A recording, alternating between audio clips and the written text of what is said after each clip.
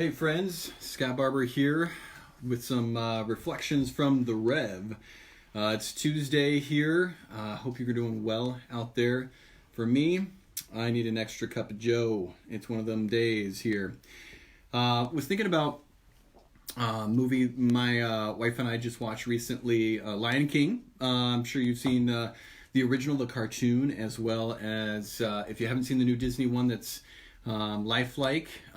It's great. It's fantastic. And one of those classic scenes in that movie is at the beginning where the monkey's holding up Mufasa, holding up the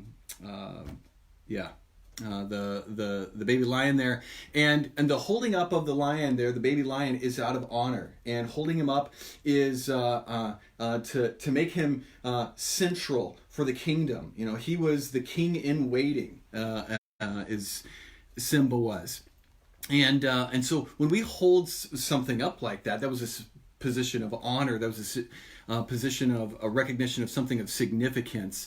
And Simba kind of let it get to his head, right? You know, he knew he was the center of the kingdom. Everybody honored him. He was elevated, right? But he let it get to his head.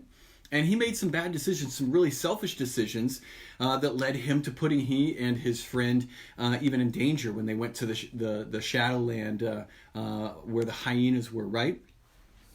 Well, the problem is, similar with Simba, when we elevate ourselves, when we lift up ourselves in our own life, we focus on ourselves. And there's some consequences that come with that, and it can lead towards hurting other people and harming other people around us. Listen here in Philippians chapter 1. Paul says this: "Let your manner of life be worthy of the gospel of Christ, so that when I come or see you or am absent, I may hear that you are standing firm in one spirit." So this is the result of living a life worthy of the gospel, is that you'll stand firm in one spirit, with one mind, striving side by side for the faith of the gospel, not frightened in anything by your opponents. So there's a contrast here of two ways of living. You live either in fear, or you can live in a life worthy of the gospel. And what happened here, Paul recognizes that if you live in fear, these people living in fear of what others could do to them and what they could take away from you, if we live in fear, we elevate ourselves. But to live a life worthy of the gospel means to lift up the gospel and make that the most important thing in our lives. Make it the central thing in our lives. And so we need the gospel. Excuse me while I hit a button there. We need to elevate Jesus in our lives. Otherwise, when we elevate ourselves, fear, we got to get this, okay? This is the caffeine speaking, sorry about that. Fear elevates me, elevates self. And when self becomes the focus, self will cause us to separate relationships. Right? Whenever we're focused on ourselves, we're never going to experience connectedness, intimacy, love in a relationship. But when we elevate Jesus, when we make him worthy, it will bring us together. We will love others sacrificially like he's loved us. I don't know about you guys, but here in the Worthington area, we have just started to hit the epidemic of the coronavirus. We just reached over 100 cases in our community as of yesterday.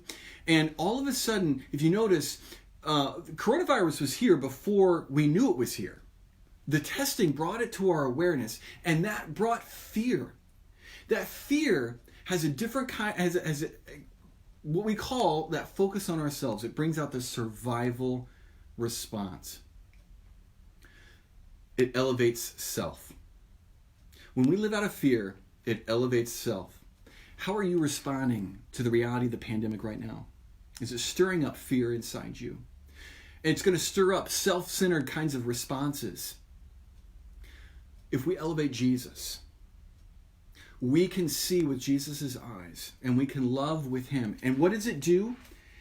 Paul says here, it causes us to stand firm in one spirit, with one mind, side by side in the faith. There's temptations now to look at different people in our community and to put people down and to focus on ourselves. to say things or to do things that might be minimizing or harmful or hurtful to other people, whether it's to immigrants within our community, or we might look at others who have a positive coronavirus case, and we might shame them. Oh, they didn't social distance. They didn't take responsibility. That's totally not the case.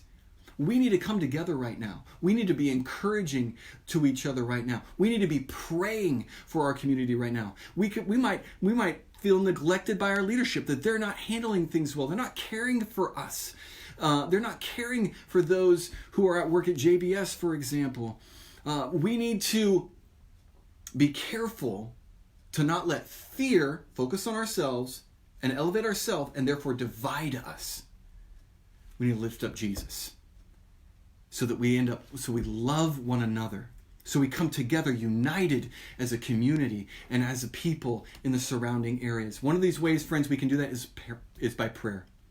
What we're going to try to start doing here in the next a couple weeks here is we're going to have times of prayer, community prayer, where we're going to go live here in our community around different hot spots that representative and are symbolic of needs within our community. We're going to go live around JBS to pray for its workers, to pray for the company, to pray for the hog farmers, for God's work there. So join us on Thursday at 11:30 as we go live to pray together. Again, we can respond, friends, out of fear, which focuses on ourself. It elevates self. And when we elevate self, it's going to lead us to divide, lead us to selfish and self-centered ways of acting and thinking that are harmful unto others. But if we elevate Christ, if we elevate love itself in our life, we will stand together united, not just as a church, but as a community, and we will be better for this through the coronavirus. Blessings, friends. Have a great day.